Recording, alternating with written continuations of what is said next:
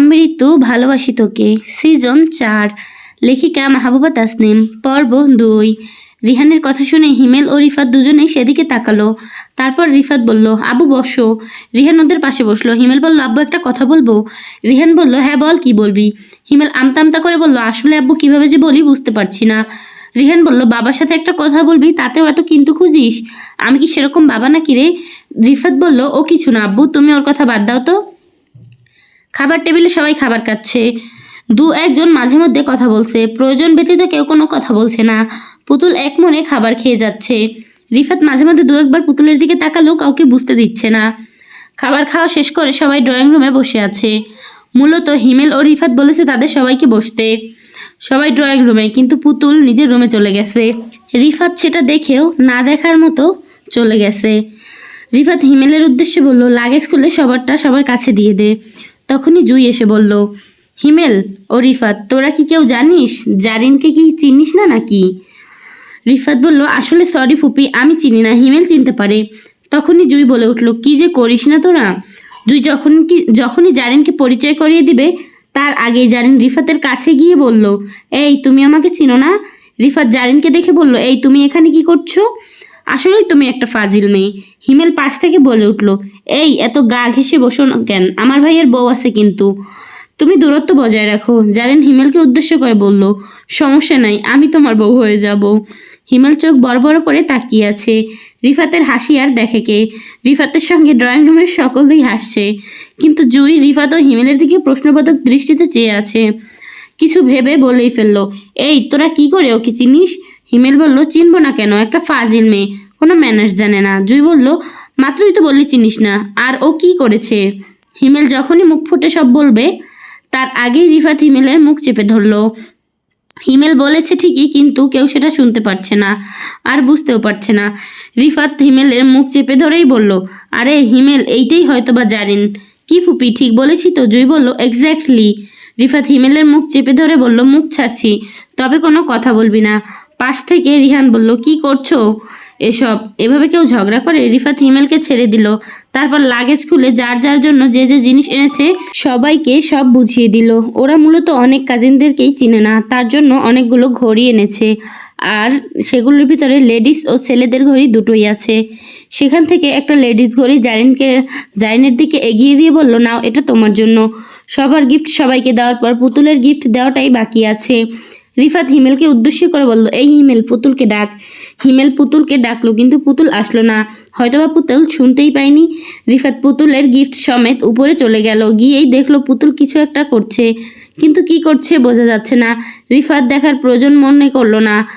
সে পেছন থেকে ডাকলো, এই পুতুল। পুতুল কিছুটা ভয় পেয়ে লাফিয়ে উঠলো। পিছন দিকে ফিরতেই রিফাতের সঙ্গে চোখাচোখি হলো। রিফাত এগিয়ে গিয়ে বলল, ভেতরে আসতে পারি ম্যাডাম? পুতুল বলল, এটা আবার জিজ্ঞেস করার কি আছে, আসুন। রিফাত ভিতরে ঢুকলো। তারপর পাশ থেকে চেয়ার টেনে সেখানে বসলো। পুতুল এখনো রিফাতের দিকে হা করে তাকিয়ে আছে। রিফাত গলা কাকারি দিয়ে বলল, কোনো সমস্যা? পুতুল বলল, না না, কোনো সমস্যা নেই। রিফাত আবারও বলল, তো এভাবে বসে আছিস কেন তাহলে? পুতুল বলল, তাহলে কিভাবে বসবো? আমি তো জাস্ট স্বাভাবিকভাবেই বসে আছি। রিফাত নিজেকে স্বাভাবিক করার চেষ্টা করছে, কিন্তু কেন যেন শান্ত হতে পারছে না। অজানা একটি অনুভূতি রিফাতকে ঘিরে ধরেছে। ফ্যান চলা সত্ত্বেও রিফাতে ঘেমে একাকার হয়ে যাচ্ছে। ফ্যান চলার পর রিফাতকে ঘামতে দেখে পুতুল বলল, কিছু হয়েছে কি? আপনি এভাবে ঘামছেন কেন? রিফাত কথা বলতে পারছে না। মনে হচ্ছে সব কথা গলায় আটকে গিয়েছে। কোনো রকম ঢোক গেলে বলল, এই তুই কি রুমে বসে ওড়না ইউজ করিস না? সবার সামনে এভাবেই থাকিস? রিফাতের কথায় পুতুল টনক নড়ল। হঠাৎই পুতুলের নজর গেল নিজের বুকের উপর। পুতুল এতক্ষণ খেয়ালই করেনি গায়ে ওড়না নেই। বুকের উপর তাকাতেই পুতুলের চোখ ছানা বড়া হয়ে গেল। দ্রুত পাশ থেকে ওড়না নিয়ে গায়ে জড়িয়ে নিল। রিফাত পুতুলের দিকে গিফটগুলো এগিয়ে দিয়ে বলল, ধর, এগুলো তোর জন্য, আর নেক্সট টাইম থেকে কারোর সঙ্গে কথা বলার আগে নিজেকে পরিপাটি করে নিবি। পুতুল গিফটগুলো হাতে ধরে মাথা ঝাঁকালো। রিফাত রুম থেকে বেরিয়ে গেল। পুতুল গিফটগুলো সাইডে রেখে মনে মনে বলল, ছি, কি লজ্জা, কি লজ্জা। পুতুল, তুই এটা কি করলি? একটা ছেলের সামনে নিজেকে ছি ছি ছি ভাবলেই গা গুলিয়ে আসে। আর এদিকে রিফাত নিচে যেতেই পারছে না। যেতে চেয়েছিল, তবে হাত পা প্রচণ্ড রকমের কাঁপছে, সেজন্য রুমে চলে গেল। অস্বাভাবিকভাবে রিফাত ঘামছে, গা থেকে টপটপ করে ঘাম পড়ছে, হাত পা দ্রুত গতিতে কাঁপছে। রিফাত মনে মনে ভাবছে, কি মেয়ে রে বাবা, একটা ছেলে ওর সামনে বসে আছে আর ওর কোনো খেয়ালই নেই। তখনই হিমেল রুমে ঢুকলো।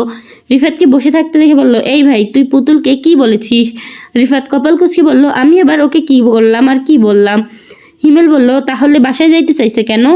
রিফাত বলল, আমি কি জানি, সেটা ওকে গিয়ে জিজ্ঞেস কর। হিমেল বুঝতে পারলো ওর ভাই টেনশনে আছে, তাই আর কথা বাড়ালো না। পুতুলকে জিজ্ঞাসা করার জন্য ছাদের দিকে চলে গেল। হিমেল যখন রুমে ঢুকছিল তখনই পুতুল ছাদের দিকে যাচ্ছিল। পুতুল ছাদে দাঁড়িয়ে আছে, কোনো কথা বলছে না। ওর পেছনে কেউ একজন দাঁড়িয়েছে সেটাও বুঝতে পারলো না। হিমেল নিজের উপস্থিতি বোঝাতে হালকা গলা কাকারি দিল। পুতুল পিছনে ঘুরে তাকালো। হিমেলকে দেখে পুতুল বুঝতে পারেনি এটা রিফাত নয় বরং হিমেল। পুতুল যেই না হিমেলকে পাশ কাটিয়ে চলে যাবে তখনই হিমেল পুতুলের হাতটি ধরে ফেললো। পুতুল পেছন ঘুরে বলল, আসলে আমি সরি ভাইয়া, আমি বুঝতে পারিনি, আসলে আমি খেয়ালই করিনি, যদি করতাম তাহলে ওভাবে বসে থাকতাম না। পুতুলের সব কথা হিমেলের মাথার উপর দিয়ে গেল। কি বলে এই মেয়ে কখন কিভাবে বসেছিল আর কি খেয়াল করেনি? হিমেল বলল, কি যাতা বলছো তুমি, মাথা ঠিক আছে? পুতুল বলল, আপনি বিষয়টা ভুলে যান রিফাত ভাইয়া, আই এম সরি, আসলে আমি ফোন ইউজ করি না, কিন্তু মাঝে মধ্যে লুকিয়ে লুকিয়ে ফ্রেন্ডের সাথে চ্যাটিং করি আম্মুর ফোন দিয়ে, তখন ঠিক সেটাই করছিলাম। আমি খেয়াল করিনি যে গায়ে ওড়না ছিল না। একটা মেয়ে কখনো যদি বুঝতে পারে তাহলে কি ওড়না গায়ে না জড়িয়ে বসে থাকে? হিমেল কেসে উঠলো। একবার ভাবলো বলবে আমি হিমেল, রিফাত নই, আবার ভাবলো তাহলে মেয়েটা ডাবল লজ্জা পাবে, তাই ভেবে আর কিছুই বলল না। পুতুল ছাদ থেকে নিচে চলে গেল আর হিমেল রিফাতের কাছে। রিফাতের শরীরটা এখনও কাঁপছে, কিন্তু আগের থেকে অনেক কম, কিন্তু কেউ ওর পাশে বসে থাকলে ঠিকই টের পাবে যে ওর শরীর কাঁপছে। হিমেল এসে রিফাতের পাশে বসলো। হিমেল অনুভব করলো রিফাত কাঁপছে। হিমেল কিছু বুঝতে পেরেছে কিন্তু কিছুই বলছে না। হিমেলকে চুপচাপ বসে থাকতে দেখে রিফাত বলল, কোথায় গিয়েছিলিস তুই? হিমেল রহস্যময় হাসি দিয়ে বলল, আপনার হবু বউয়ের কাছে। তা ভাইজান ডাল মে কুছ কালা হে, এভাবে কাঁপছো কেন? রিফাত হিমেল এর কথার উত্তর দিতে পারল না। হিমেল আবারও রিফাতের উদ্দেশ্যে বলল, আপনি কি জানেন পুতুল ফোন ইউজ করে না? আপনি যখন তার রুমে গিয়েছিলেন তখন সে চ্যাটিং করছিল, আপনাকে দেখে ভয়ে ফোন লুকাতে গিয়ে অন্যদিকে খেয়াল করতে পারেনি।